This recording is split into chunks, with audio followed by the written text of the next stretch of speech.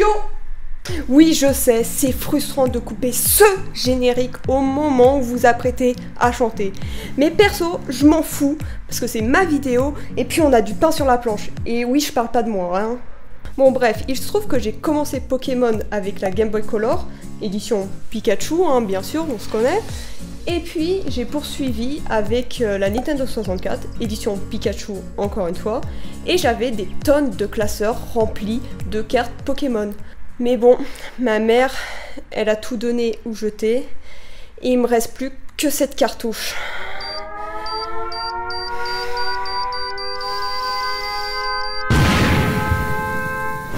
Aujourd'hui, tenez-vous prêts, car je vais vous présenter des petites anecdotes des familles sur Pokémon. Ça fait 25 ans qu'ils existent, mais connaissez-vous tous les détails? Kenzo ten ni ashi o fumilere, Kazapon ni watanishima.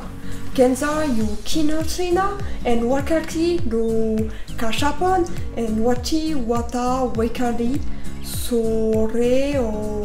Pokémon Bengo Capsule Monster.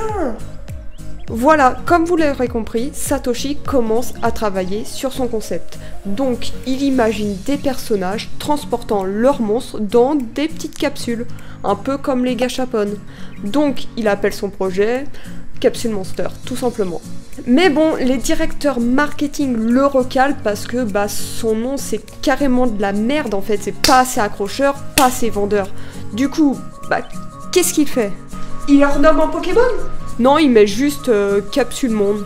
Voilà, juste un raccourci de son nom de base. C'est pas l'idée du siècle là, monsieur. Bon, après il finit quand même par nommer son concept Pokémon, comme vous le savez tous. Voilà, des monstres de poche. Simple, efficace, on valide.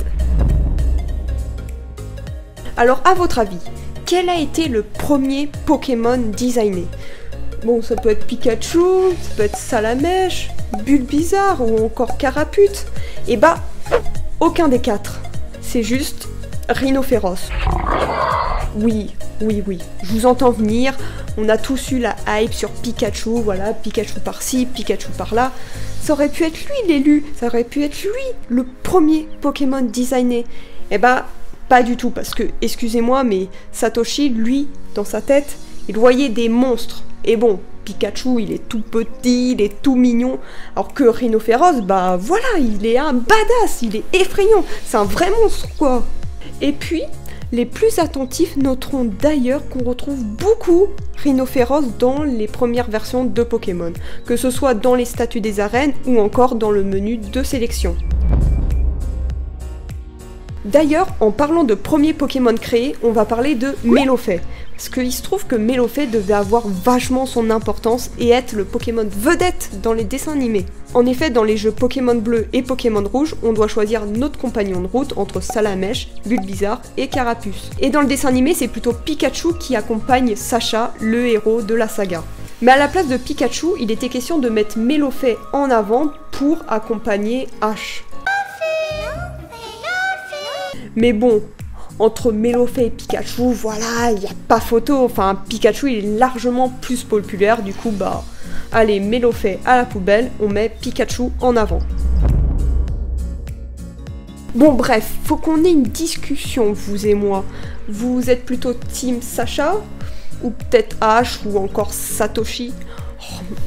Ma foi, dites-moi dans les commentaires, ça sera plus simple. Bref, comme vous le savez tous, Satoshi Tajiri est le créateur d'une des franchises les plus connues du monde, Pokémon. D'ailleurs, en France, on nomme le personnage principal Sacha, en anglais ça donne Ash, et au pays du soleil levant, il nomme le personnage Satoshi, comme le créateur. Et d'ailleurs, en France, on connaît le rival de Sacha sous le nom de Régis. Et au Japon, il le nomme Shigeru, en hommage à Shigeru Miyamoto, le créateur de Mario, Zelda ou Donkey Kong. Le professeur Chen est la première personne que vous rencontrez dans le jeu. Il vous souhaite la bienvenue dans le monde magique des Pokémon. Il vous demande aussi votre prénom, donc vous avez le choix entre 3 prénoms parce que vous êtes complètement schizo et vous vous lancez dans l'aventure. Mais saviez-vous que le professeur Chen devait être aussi la personne qui met fin à cette fabuleuse aventure? À l'origine, il devait être le tout dernier rival des versions bleues et rouges, donc après le conseil des 4. Cet affrontement est même inscrit dans les codes du jeu. Bon après ça aurait été pas plus mal parce que le mec il t'expulse de chez toi pour que tu niques la gueule de tout le monde, que tu leur piques leur fric alors que t'es qu'un simple gamin. Tout ça pour niquer ta mère.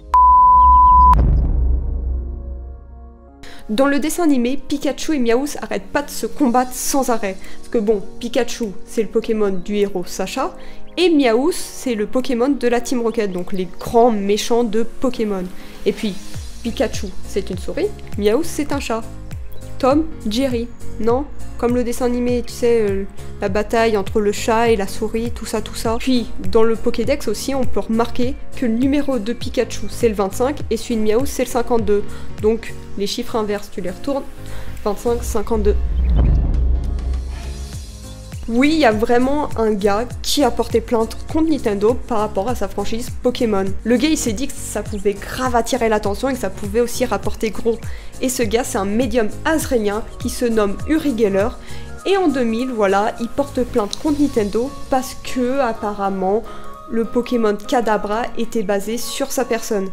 Et il demande quand même 100 000 $ de dommages et intérêts. Parce qu'apparemment, le médium arrivait à plier des cuillères par la seule force de sa pensée. Un peu comme le Pokémon Kadabra. Attendez, on va tester. Allez! Allez! Putain, ça marche pas! Bon bref, ça lui a pas plu du tout. Et en plus, je sais pas si vous savez, mais le nom original de Kadabra, c'est Ungerer. Un peu une déformation de Uri Geller. Genre Ungeller, Uri Geller, Ungeller, Uri Geller. Bref, vous avez compris, ok? Il a d'ailleurs réussi à ce que Nintendo n'imprime plus du tout de cartes Kadabra. Et d'ailleurs, c'est pour ça qu'on en trouve vraiment très peu sur le marché. Mais seulement 20 ans après, donc en 2020, il reçoit vraiment beaucoup d'emails de fans qui lui supplient de refaire imprimer des cartes Kadabra. Donc bon, il est sympa, il décide de contacter Nintendo pour que Nintendo réimprime ses cartes Kadabra. Donc il autorise tout. Mais du coup, moi aussi en vrai je peux porter plainte contre Nintendo parce que bon, le Pokémon Rondoudou il me ressemble vachement, genre toujours à se plaindre, en train de gonfler les joues comme pas possible. Oui, c'était moi il y a 6-7 ans, bref. On rigole pas, s'il vous plaît, s'il vous plaît. Voilà, c'est la fin de cette vidéo anecdote. J'espère qu'elle vous a plu et j'espère aussi que vos parents n'ont pas jeté votre collection Pokémon. Et si c'est le cas, soufflez un bon coup et restez zen. Allez, tchuss pamplemousse!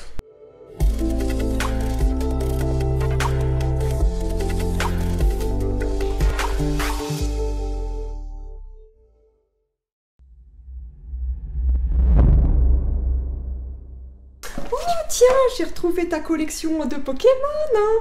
Bon, t'es un grand adulte maintenant, t'as 18 ans, je vais plutôt le donner à ton petit cousin de 4 ans.